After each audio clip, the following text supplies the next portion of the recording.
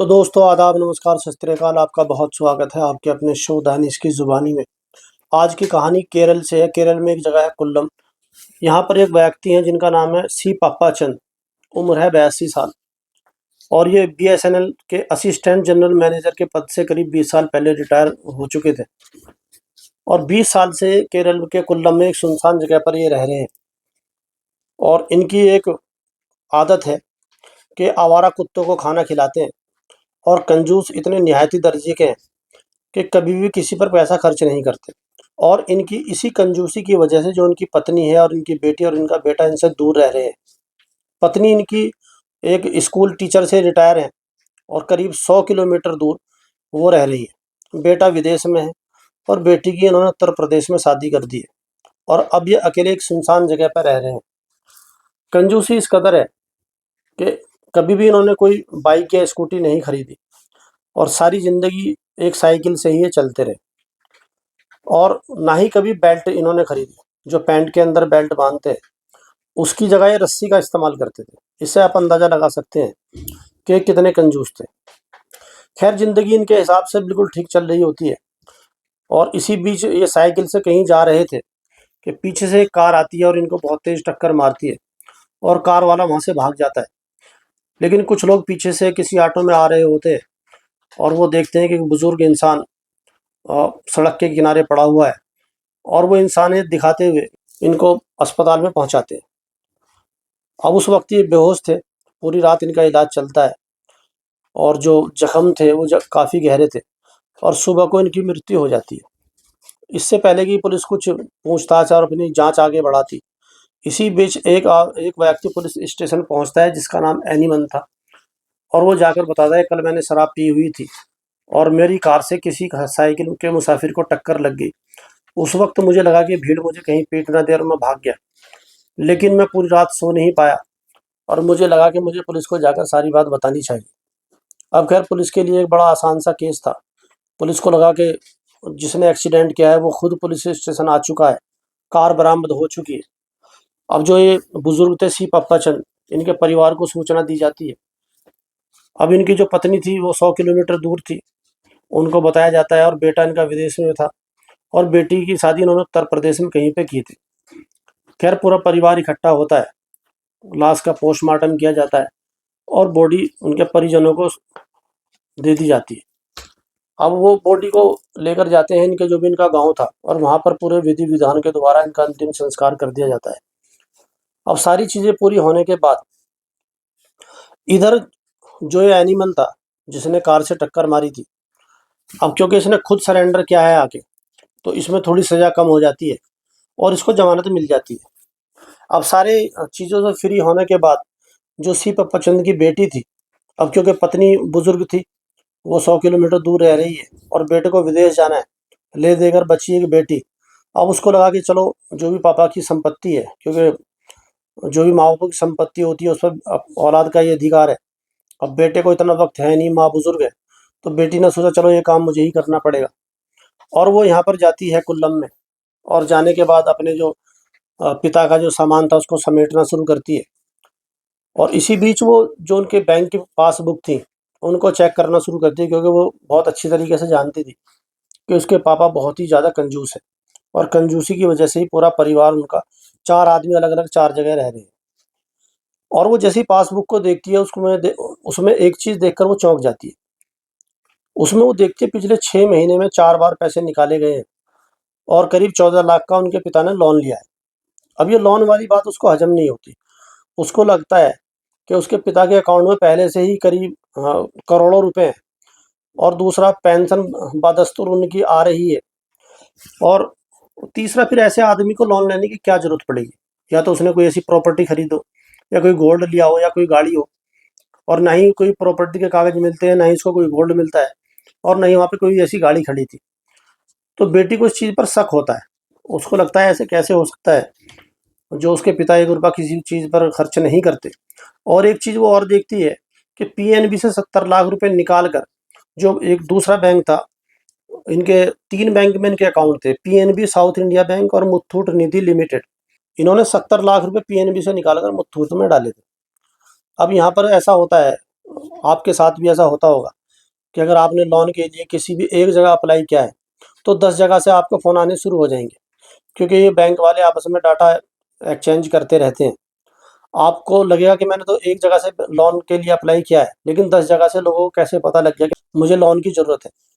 तो ऐसे ही क्योंकि बैंक वाले आपस में एक-दूसरे को जानते हैं, तो जो मुथूट की जो मैनेजर थी सरिता, तो उसको भी ये डाटा मिलता है और उसको पता लगता है कि जो सी पापाचंद है, पास में ही रहते हैं, उनका बैंक अकाउंट में काफ़ी पैसा है। अब ये सरिता सी पापाचंद को फ़ोन करके बताती है कि हम तुम्हें इंटरेस्ट उस बैंक से ज़्यादा देंगे जहाँ पर आपके पैसे हैं। अब क्योंकि पहले ही कंजूस थे और इनको इस बात का पता था कि पैसा कितना ज़रूरी है, और ये करीब 70 लाख वहाँ से निकाल कर और मुथूट में जमा कर देते हैं। तो ये उनकी बेटी पुलिस को यही बताती है कि जिसने उसी बैंक में 70 लाख की एक एफडी कराई हुई है, और उसी बैंक से वो इंसान लोन क्यों लेगा? अब यहाँ पर पुलिस को भी दाल में काला लगता है और पुलिस को लगता है बात तो सही है। उसी बैंक में 70 लाख की जिसकी एफडी है वो लोन क्यों लेगा, और करोड़ों रुपए उसके अकाउंट में है। अब पुलिस सोचती है कि चलो जाँच करते हैं।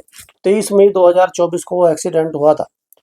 अब क्योंकि जो एनिमल था खुद पुलिस स्टेशन आया था और उसकी ज़मानत भी हुई थी, और ज़मानत में एक छोटा-सा ये प्रोसीजर है कि जब कोई दूसरा आदमी ज़मानत लेगा तभी वो ज़मानत मानी जाएगी, और दूसरा उसका पूरा एड्रेस, उसका मोबाइल नंबर, सारी चीज़ पुलिस के पास होती है, क्योंकि वो फिर मुकदमा आगे चलता है।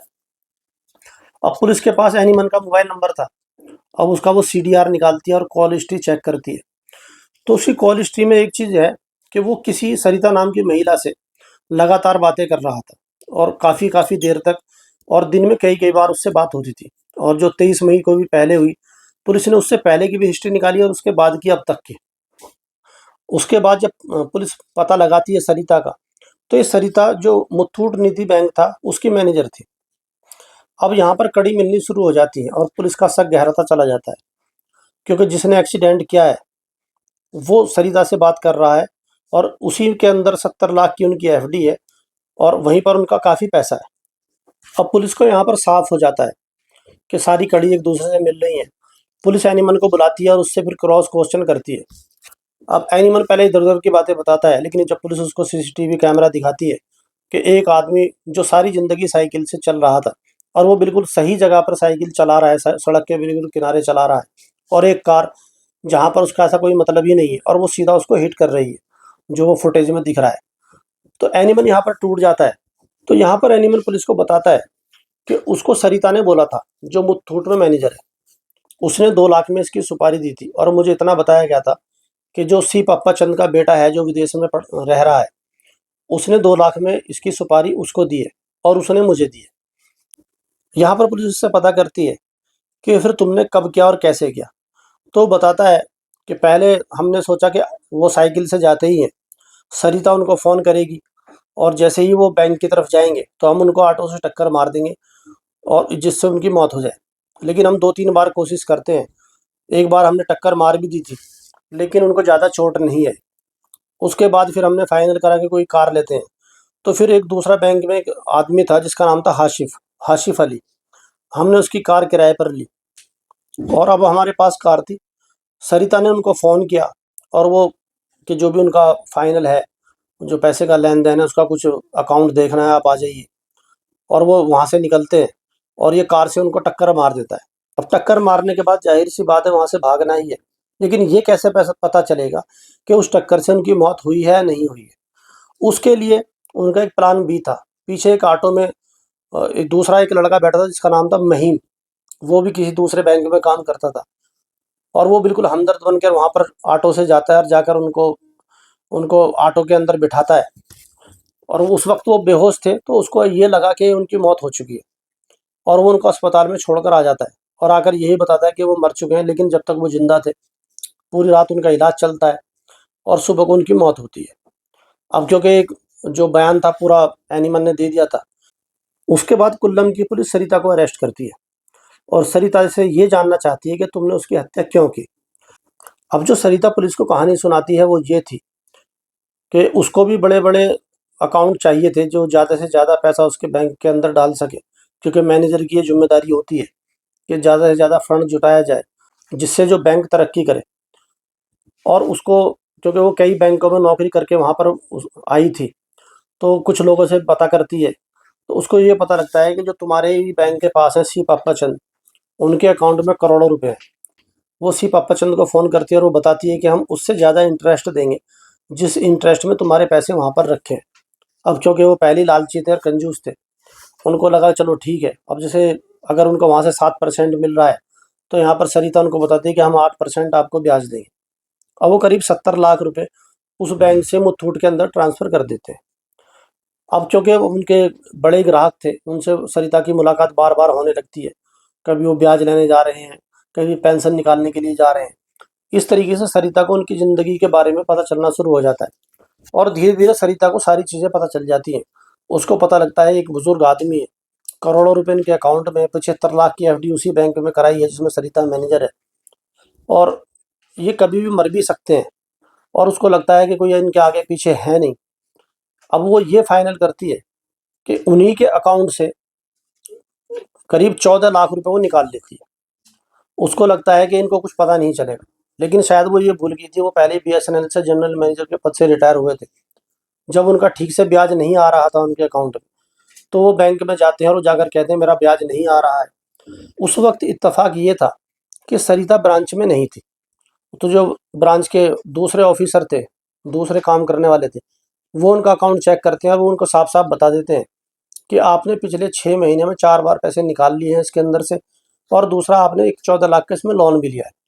अब ये सुनते ही वो आग बबूला हो जाते हैं। वो कहते हैं मुझे लोन की क्या ज़रूरत है? मैंने 70 लाख की एफडी इसमें पहले ही करा रखी है और मेरी हर महीने पेंशन आ रही है। अब खैर पूरी ब्रांच को इस बात का पता चल जाता है कि अकाउंट के अंदर ज़रूर कोई ना कोई गोलमाल है, और उसके बाद वो वहाँ से समझा-बुझा कर उनको भेजते हैं।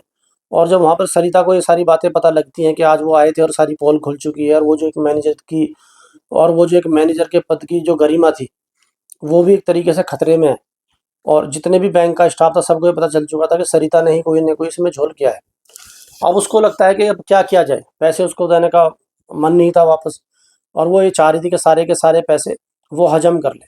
और इसी बीच वो एक जो रिकवरी एजेंट होते हैं मसलमैन, तो ये जो एनिमल था, तो एक रिकवरी एजेंट था। जैसे किसी की बाइक की किस्त ना दी जा रही हो या कार की, उसको उठाना है, तो उसका यही काम था।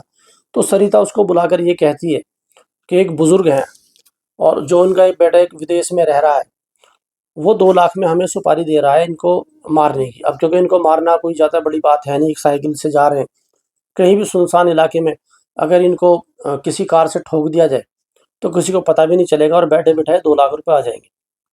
और इस बात को वो एनिमल को नहीं बताती कि इनके अकाउंट में करोड़ों रुपए हैं और जिनको वो हज़म करना चाहती है, क्योंकि अगर वो एनिमल को बता देती, तो सारी बात एनिमल ये जानने के बाद में वो फिर आधा हिस्सा माँगता। तो वो सोचती है करोड़ों रुपए तू अकेली खा जाए और एनिमल को 2 लाख रुपए में इससे मर्डर करवा दिया जाए, और एनिमल उसकी बात में आ भी जाता है। एनिमल पहले ऑटो से कोशिश करता है, लेकिन जब ऑटो से नहीं होता तो फिर हाशिम की कार किराए पे लेता है और फिर उससे वो काम कर ही देता है।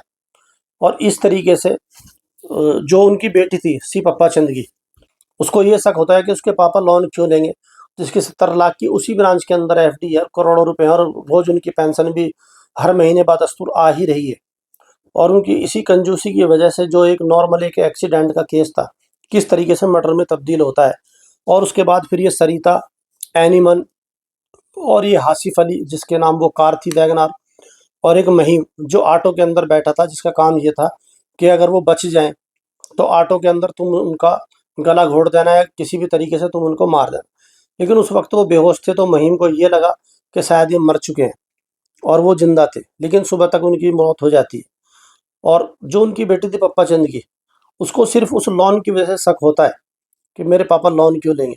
तो कुल मिलाकर कहानी का सार ये था, जिसको लोग उनकी कमी मानकर चल रहे थे कंजूसी, और जो जानने के बाद जिस पर लोग हँस रहे थे कि इतने बड़े कंजूस हैं, उसी कंजूसी की वजह से उनका कातिल पकड़ा गया और ये चारों जेल के अंदर गए।